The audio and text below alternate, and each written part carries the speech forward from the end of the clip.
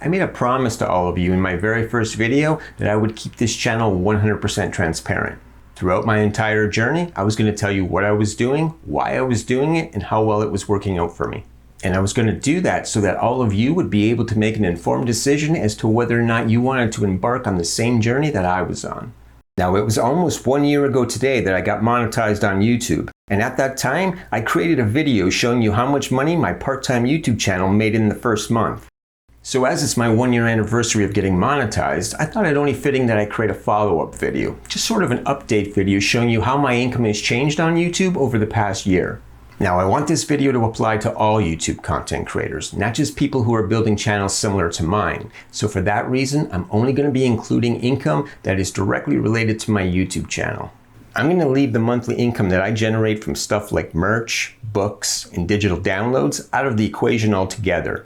And the reason for that is simply because those types of income streams don't necessarily work with every style of YouTube channel. So I'm just going to focus on the 3 income streams that every YouTube content creator can benefit from, regardless of what their channel is about. And those 3 income streams are AdSense, affiliate programs, and sponsored videos. Now, before I reveal what my current monthly income is, I want to encourage you all to stick around to the very end of the video, because I'm going to be going over all of the factors that can influence how much money you make in any particular month.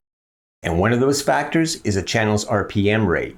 Now, for those of you who are unfamiliar with the term RPM, it simply stands for revenue per mil, and mil just means 1,000 in French. So the RPM is basically the amount of money that Google AdSense pays to you, the content creator, for every 1,000 views you receive on your videos.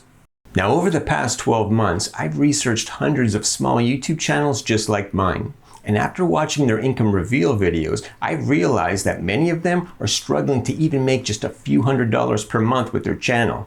But what I also realized is of those who are actually struggling to make money, 99% of them were all making the exact same mistake. A mistake that was literally costing them hundreds, if not thousands of dollars per month in lost revenue.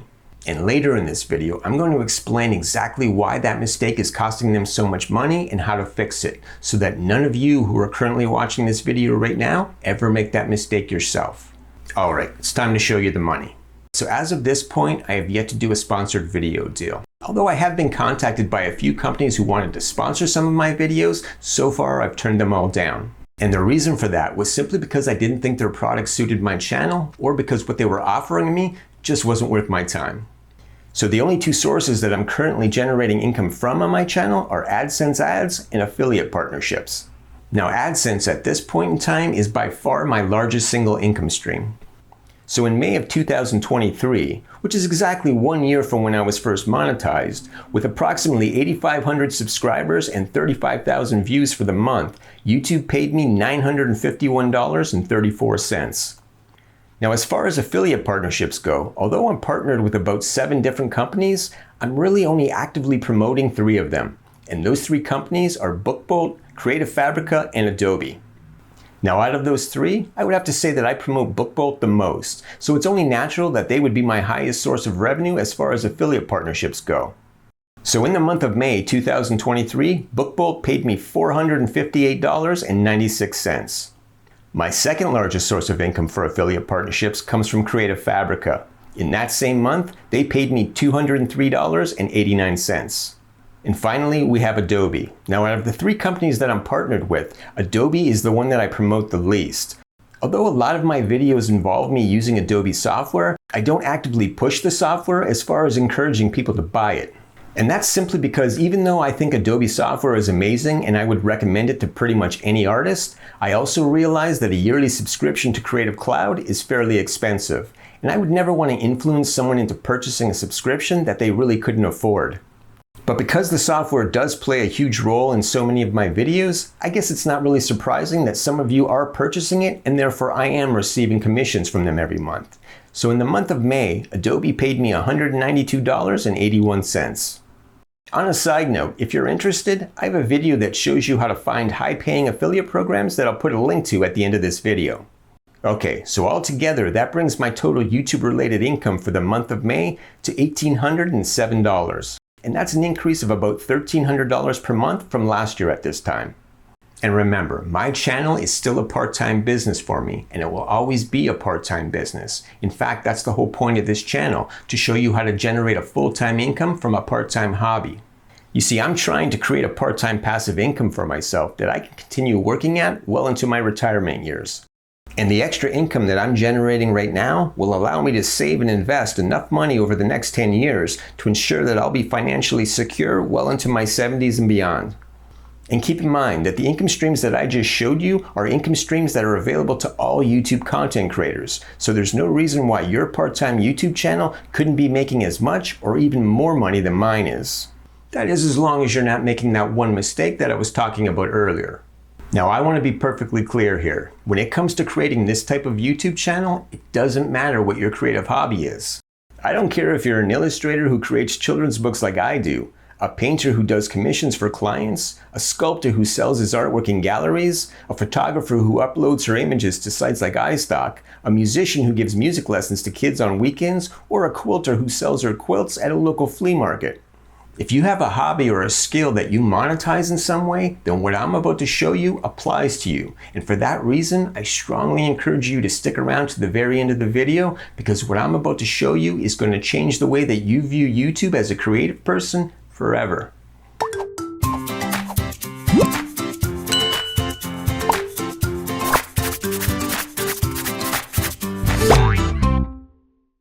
Hey guys, Greg here. Hope everybody's doing well. Okay, so before I get started, I just want to remind you that if you like this type of content and you want to see me make more of it, then be sure and hit that like button before you leave to let me know. Okay, so about 40 years ago, all record companies and movie studios operated their businesses using the same business model. Movie studios would hire actors and produce a movie, which they would then license out to movie theaters all over the world. Once the movie had made its way through the entire circuit, the movie studio would then re-release the movie on video and once again license it to movie rental stores like Blockbuster Video. And record labels pretty much did the exact same thing. They would produce an album for a particular band and then sell it to record stores all around the world and take a percentage of those sales. But they would also go one step further than the movie studios by fronting the capital so that the band could tour live. And because of that initial investment into the band, they would also take a hefty portion of the ticket sales, as well as any income being generated from the sale of merchandise at the events. So basically, the movies that the studios were making would be considered their intellectual property, and the albums, as well as the artists themselves, would be the intellectual property of the record labels. And that's basically how they made their income. But that wasn't the only income being generated off of their intellectual property. Magazines were also making money by publishing interviews, articles, and publicity photos of both the actors and the musicians throughout the pages of their magazines. And the money being generated by those magazines very rarely ended up in the pockets of the movie studios or the record labels. And that revenue that the magazines were making could sometimes surpass even what the record labels and the movie studios were making themselves. Just to give you an example, growing up, I was a huge fan of the rock group Kiss. I would spend my money on anything that was Kiss related. Now the record labels would basically make money off of me personally twice throughout the year.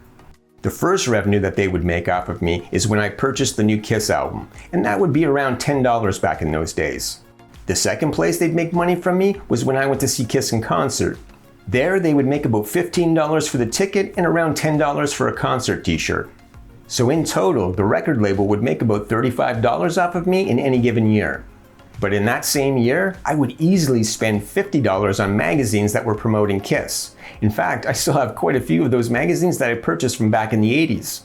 So even though Kiss weren't the intellectual property of the magazines were potentially making more revenue off of them than the record labels were themselves.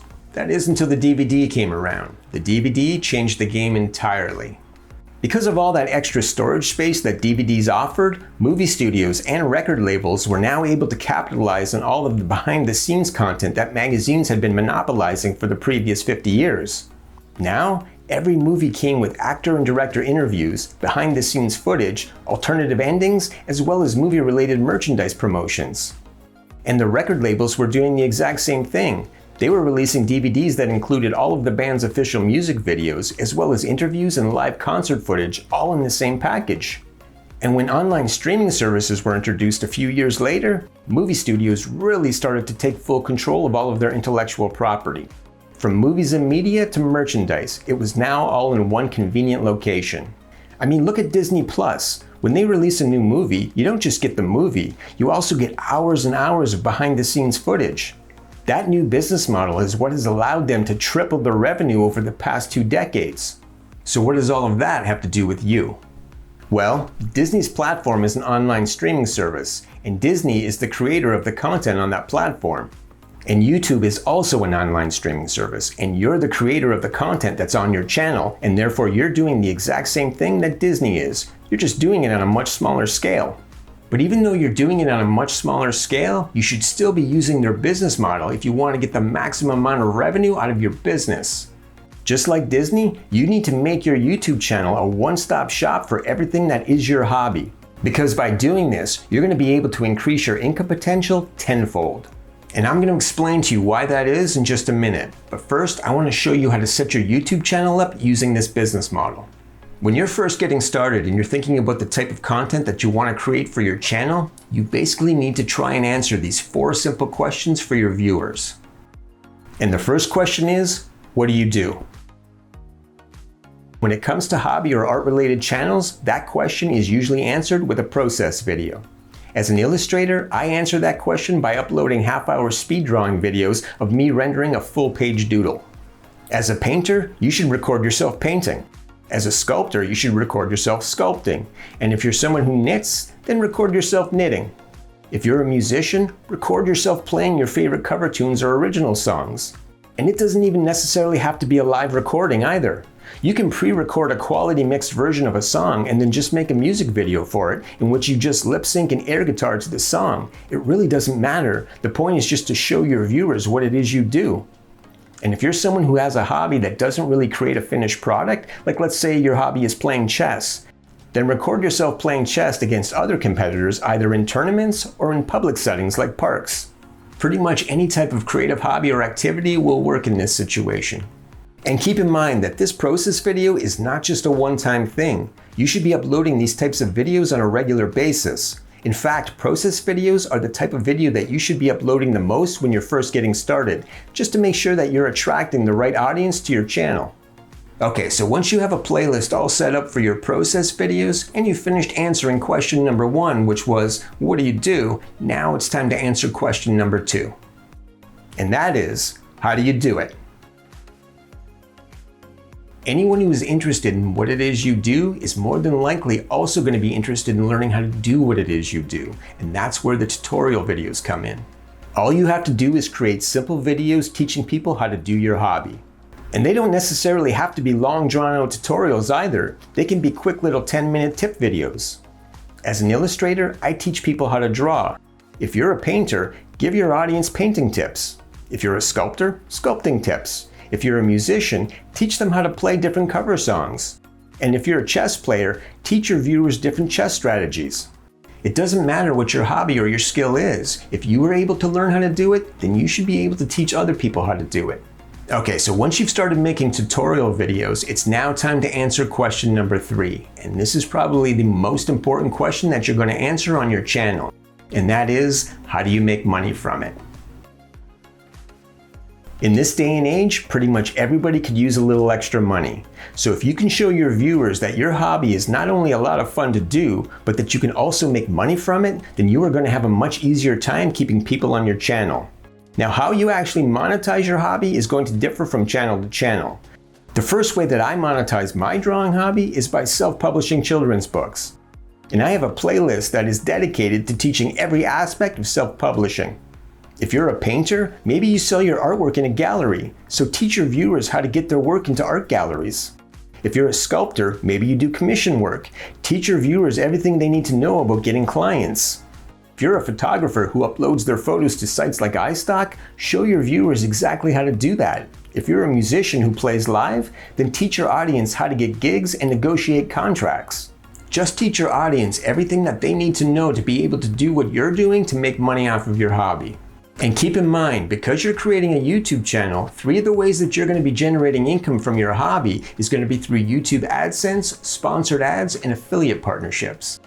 Just like I'm teaching all of you how to navigate a YouTube business in my playlist Getting Started on YouTube, you're going to be doing the exact same thing for your viewers on your channel. Now you may be thinking, but I don't even know how to start a YouTube channel. When I started this channel, neither did I. I just kept trying things that I learned from other YouTubers, and if they worked out, I made a video tutorial about it. In fact, when I started this channel, I didn't know a damn thing about self-publishing either. But you learn as you go. The whole point of your channel is to chronicle your journey as you turn whatever hobby you're doing into a full-time passive income for yourself. Now I know what you're gonna say, but there are already so many people teaching this kind of content on YouTube that are so much better at it than you are. And you're right, but what those people aren't doing is teaching it from your perspective. A drummer doesn't want to learn how to build a YouTube business from someone who doodles for a living. They want to learn that stuff from another drummer who is already doing it. And that holds true for every hobby. And it doesn't matter how many other channels out there are doing the exact same thing, because most people need to see a lot of people succeeding at something before they're willing to do it themselves. Case in point, when was the last time you bought a product from Amazon that had 0 reviews? Probably never. Why? Because you needed proof from other customers that the product was worth buying. On that same point, have you ever chosen to buy a specific product only because it had the largest number of positive reviews on it? Of course you have. Everybody has. Do you see what I mean? People in this day and age don't do anything without getting confirmation from other people first. If you're a photographer and you see another photographer making great money as a YouTube content creator, you think to yourself, that person's probably just lucky. If you see 100 other photographers making great money, then you start thinking to yourself, maybe there is something to this. But when you see 1,000 other photographers making great money, then you're like, where do I sign up? There are currently about 110 million channels on YouTube. And out of those 110 million, only about 10 million of them have actually reached the 1,000 subscriber mark. And that's 10 million channels for about 2.6 billion active users on YouTube. And out of those 10 million channels, how many of them do you think are actually dedicated to your particular hobby? For most of you, it's a few hundred at best. And like I said, most people need to see at least that many people succeed before they're willing to make the jump and do it themselves. So there is still plenty of room for your channel on YouTube, regardless of what your hobby is. As big as YouTube is, it's still in its infancy and the best is still yet to come. Okay, so once you've finished answering those first 3 questions, the final question you need to answer for your viewers is who are you and what's your story? This is where you're going to allow your viewers to get to know you, and this can be done in a lot of different ways. Some YouTube content creators like to create vlog style videos where they just talk about their day or whatever's going on in their life at the time. Other content creators like to use Q&A videos as a means of getting closer to their audience. In this case, the artist may just post a survey in either their channel's community section or on another platform like Instagram, asking their viewers to list questions that they would like them to answer. Once the artist has enough questions, they create a video. I myself like to kill 2 birds with 1 stone, so I couple my speed drawing process videos with my Who Am I videos. So I've created a playlist that's a podcast of sorts, where I pick a topic of discussion and then I give my opinions on it based on my own life experiences. And all the while this discussion is going on, I have a 30-minute process video playing over top, just to give my viewers something to watch while they're listening. As for how you choose to answer that question for your viewers is entirely up to you. The important thing is to give your audience a chance to get to know you so that you can turn your casual viewers into a tight-knit community. Because developing a community around your channel is the most important step that you'll take when building your YouTube business. Without a community, there is no YouTube success. One of the biggest mistakes that I see new YouTube content creators make is turning off the comment section on their videos. You may as well just be setting your video's visibility to private. When it comes to the YouTube algorithm recommending your videos, one of the first statistics that it looks at is viewer engagement. And engagement is not just limited to video views, video view duration, or even whether or not viewers are liking your videos. One of the best indicators as to whether or not a video is worth recommending is the number of comments it gets. In fact, it's probably one of the primary drivers that determine whether the YouTube algorithm will continue to recommend your video after the first 48 hours. But that's not the only effect that building a community has on your channel. There's also a secondary monetary effect, and I'll get into that in just a minute. But first, I want to go over why as an artistic YouTuber, it's so important that you build your channel using this 4-question business model. As I mentioned earlier in the video, one of the key indicators of how much money your channel will make in any given month is your RPM rate. And once again, your RPM rate is just the amount of money that Google will pay you for every 1,000 views that you get on your videos that are showing ads on your channel. That being said, the type of content that you're creating will play a huge role in determining what your RPM rate will be. Videos dealing with finance tend to have much higher RPM rates than entertainment videos would.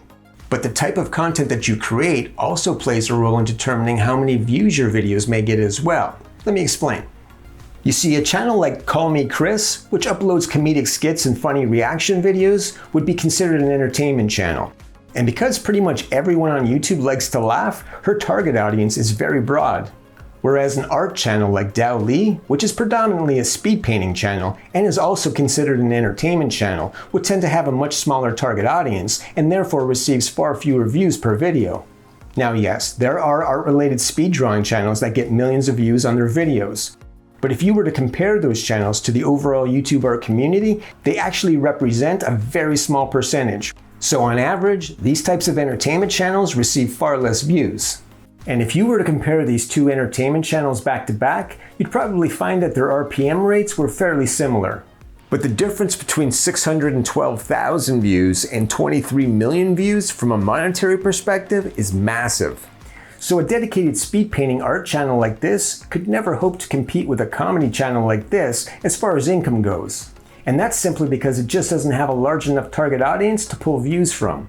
But where it could compete with this channel financially is if it could find a way to raise its RPM rates somehow. And the good news is it can. It just needs to follow the 4-question business model that I just laid out for you. You see, because my channel is laid out using that business model, I have videos on my channel that are considered to be entertainment, like my process videos as well as my art book review videos. But I also have my graphic design and drawing tutorial videos that are considered to be educational videos. Educational videos tend to bring with them a slightly higher RPM rate overall. And my final batch of videos, which include my How to Get Started on YouTube and my Self-Publishing 101 videos, tend to fall closer to the finance category because they teach viewers how to do something that is going to help them make money, and those videos have the highest RPM rates. So for that reason, my RPM rates vary dramatically throughout my channel. My entertainment videos, like my art book reviews, can see RPM rates as low as $2 per 1,000 views, whereas my Getting Started on YouTube videos can earn me RPMs of well over $100 per 1,000 views. And this is why my overall average RPM rate tends to sit around $27 per 1,000 views. But that's not the only way that using this business model affects my RPM rates. A typical art book review or art book flip-through video would normally have an RPM rate around $2. So if I was to go to a dedicated art book review channel and see what the highest RPM rate was for any video, for the most part, it would be in around the $2 mark. And that's simply because art book reviews are considered entertainment videos, and therefore have much lower RPM rates than, say, finance videos.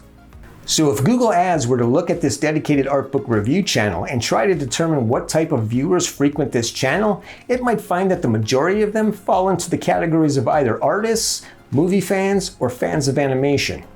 But they would also be able to say with reasonable certainty that viewers are not coming to this channel to learn how to make money. Therefore, advertisers who are looking to promote their money-making opportunity would not be willing to pay more than $1 or $2 to advertise on this dedicated art book review channel.